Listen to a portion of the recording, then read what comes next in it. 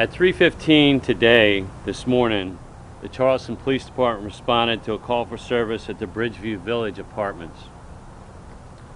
It was a call to help a resident with a domestic violence complaint involving a weapon. That's how the call went out. At some point, officers arrived on scene and encountered an individual with a gun.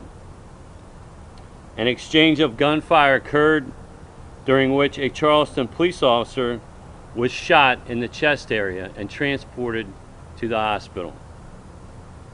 That officer was wearing a ballistic vest and was examined at the hospital and has been released. An individual who was involved in this shooting and associated with the initial call that we received for the domestic violence incident is deceased. SLED is investigating this incident, and they will be addressing additional questions related to the facts of what occurred. And that is the end of my statement for today, for this morning, for now. I appreciate you being here to actually cover this. This is extremely important. Thank you.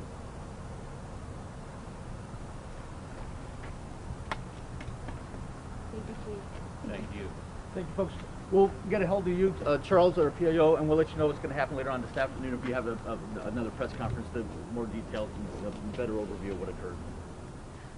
So we did just hear from Chief of Police Luther Reynolds to give us a recap. We came in knowing that this was an officer-involved shooting. Now we know that an officer was shot. He was wearing a vest. He was checked out at the hospital. He has been released.